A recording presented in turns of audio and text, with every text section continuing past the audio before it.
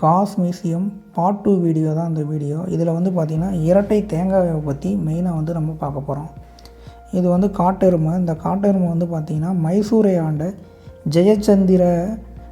ஜெயச்சாமுராய் உடையாரால் வந்து இந்த காட்டெருமை வந்து வழங்கப்பட்டதை வந்து சொல்கிறாங்க. 1956 வழங்கப்பட்ட ஒரு காட்டெருமை. அடுத்து பாருங்கள், இந்த காட்டில் வந்து எப்படி இருக்குமோ அந்த மாதிரி ஒரு செட்டிங்கை வந்து இதில் வந்து பண்ணி வச்சுருப்பாங்க. காட்டில் இருக்கக்கூடிய சின்ன சின்ன விலங்குகள், மான் ஆகியவெல்லாம் இடம்பெற்றிருக்கும். ஒரு பாம்பு வந்து மானை வந்து விழுங்குவது போன்ற காட்சிகள், இதெல்லாம் வந்து ஒரு பொம்மையாக செய்யப்பட்ட காட்சியாக வந்து இங்கே இருக்கும். அடுத்து இந்த இரட்டை தேங்காவை பற்றி தான் பார்க்க போகிறோம். இந்த இரட்டை தேங்காய் வந்து பார்த்திங்கன்னா பேசிலஸ் அப்படின்னு சொல்லக்கூடிய ஒரு தீவு. இந்த தீவு வந்து கிழக்கு ஆப்பிரிக்காவில் இருக்குது. இந்த தீவில் மட்டும்தான் காணப்படும். அது மட்டும் இல்லாமல் இந்திய பகுதியில் வந்து மாலத்தீவு, அங்கேயும் வந்து இந்த தேங்காய் வந்து காணப்படுது. இந்த தேங்காவுடைய நீளம் பார்த்திங்கன்னா 12 அங்குலம், அகலம் 3 அடி, எடை 18 கிலோ இருக்கும். இதில் வந்து 2 கிலோ தான் இருக்கும். காரணம் வந்து என்னென்னா, இது 18 கிலோ காரணமாக கடலில் வந்து முழுகிரும். அப்புறம் அதோடைய எடை குறைஞ்ச பின்னாடி வந்து இந்த தேங்காய் வந்து மேலே மிதக்கும். அப்படி தான் இந்த தேங்காய் வந்து கிடைக்கும். இதுக்கத்தக்க இந்த தேங்காய் பேரை வந்து பார்த்திங்கன்னா கடல் தேங்காய், மாலத்தீவு தேங்காய் என்றெல்லாம் அழைக்கப்படுது. இந்த தேங்காய் வந்து பார்த்திங்கன்னா, இந்த தேங்காவுடைய மரம் கொல்கத்தா தாவரவியல் பூங்காவில் ஒரு மரம் வந்து நட்டு பராமரிக்கப்படுது. இந்த மரம் வந்து பார்த்திங்கன்னா 100 ஆண்டுகளுக்கு பின்பு தான் பூக்கவே துவங்கும். அதுக்கடுத்து தான் நம்ம அந்த கொல்கத்தா தேசிய பூங்காவில் நம்ம காயை வந்து பார்க்க முடியும். பதப்படுத்துவதற்கு தேவையான பல்வேறு கெமிக்கல் பொருட்கள்லாம் காட்சிப்படுத்தப்பட்டுள்ளது.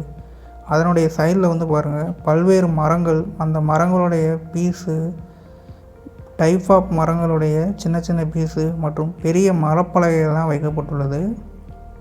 அதுக்கடுத்து கனிம வளங்கள், கனிம தாது ஆகியவெல்லாம் காட்சிப்படுத்தப்பட்டுள்ளது. பல்வேறு வகையான கனிம தாதுகள் இங்கே வந்து நம்ம பார்க்குறோம். இந்த மரம் உருவான விதம், அதோடைய வளர்ச்சி ஆகியவெல்லாம் அடங்கிய ஒரு போர்டு வந்து வச்சுருக்காங்க. அடுத்து மலையிலிருந்து எப்படி தண்ணி வருகிறது, அந்த தண்ணி உற்பத்தி ஆகக்கூடிய தன்மை, அதை விளக்கமாக ஒரு காட்சி பொருள்லாம் அங்கே வைக்கப்பட்டுள்ளது. அடுத்து 1902 அந்த சம்திங்கில் யூஸ் பண்ணப்பட்ட பல்வேறு பொம்மை வடிவங்கள்லாம் காட்சிப்படுத்தப்பட்டுள்ளது.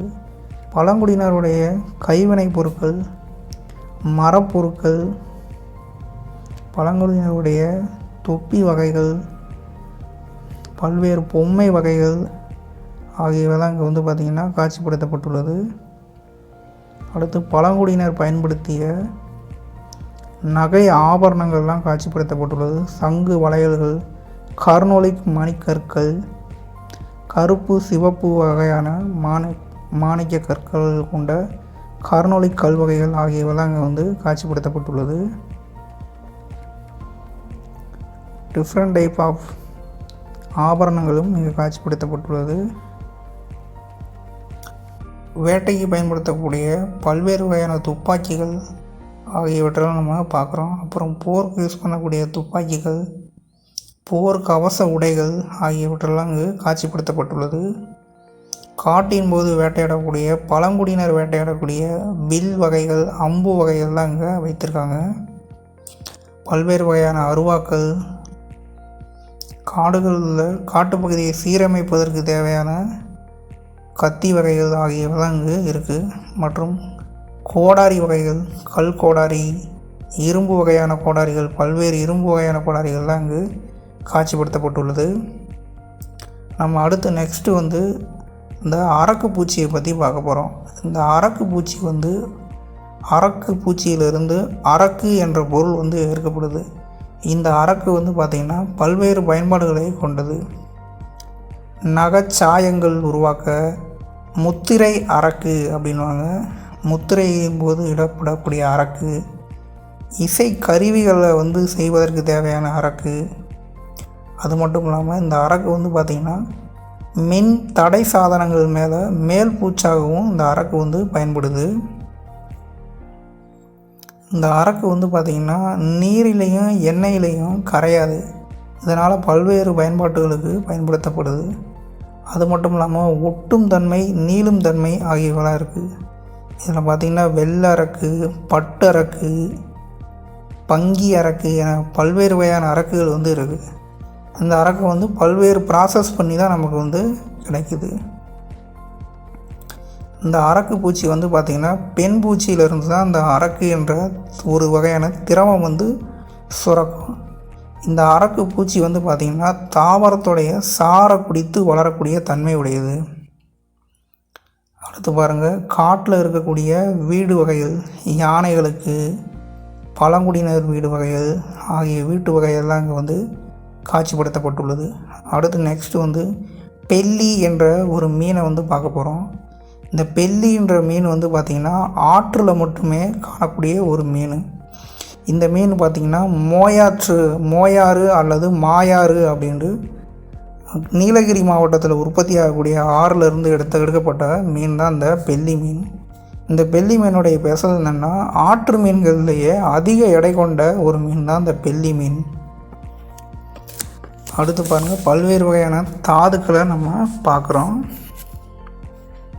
இந்த மோயார் வந்து பார்த்திங்கன்னா நீலகிரி மாவட்டத்துடைய முக்குருத்தி மலையின் உச்சியில் வந்து உற்பத்தி ஆகுது. அப்படி உற்பத்தியாகப்பட்ட அந்த மோயாறு பைகரா அணையிலிருந்து வரக்கூடிய நீரோடு சேர்த்து முதுமலை, மசினாக்குடி, தொங்கு மரட்டா ஆகிய நீர்த்தேக்கங்களை கடந்து பவானியோடைய நீர்த்தேக்கத்தோடு டைரெக்டாக வந்து கலந்துரும். நம்ம அடுத்து வந்து பல்வேறு வகையான காளான் வகையில் பூரா இது வந்து பார்க்குறோம். அடுத்து வந்து கீழே வந்து பார்த்திங்கன்னா இந்த கல் மரம், திருவக்கரை பகுதியில் இருக்கக்கூடிய கல் மரத்தை வந்து பார்க்க போகிறோம். பவானி ஆறு வந்து பார்த்திங்கன்னா, பவானி ஆறு எங்கே உற்பத்தி ஆகுதுன்னா நீலகிரி மாவட்டத்தோடைய குந்தா மலைப்பகுதியில் உற்பத்தி ஆகுது. அப்படி உற்பத்தி ஆகப்பட்ட நீர் வந்து பார்த்திங்கன்னா கேரளாவுக்கு போய் மீண்டும் தமிழ்நாடுக்கு வந்து பவானி சாகர் அணையில் வந்து கலக்கும். இந்த பவானி சாகர் அணையில் தான் மோயாறு வந்து கலக்கும். இந்த பவானி சாகர் அணை ஆறு வந்து பார்த்திங்கன்னா பவானி நகரில் வந்து காவேரியோட கலக்கும். இந்த பவானி ஆற்றில் தான் காளிங்கராயன் கால்வாய் அப்படின்ற ஒரு கால்வாயே இருக்குது. காவேரி வந்து பார்த்திங்கன்னா வங்காள விரிகுடாவில் பூம்புகார் என்ற பகுதியில் வந்து கலக்கும். அடுத்து பாருங்கள், பல்வேறு வகையான கயிறு வகைகள், நார் வகைகள் ஆகியவற்றை வந்து நம்ம பார்க்குறோம். அடுத்து ஒரு நெக்ஸ்ட் வீடியோவில் வந்து நம்ம பார்க்கலாம். தேங்க்ஸ்.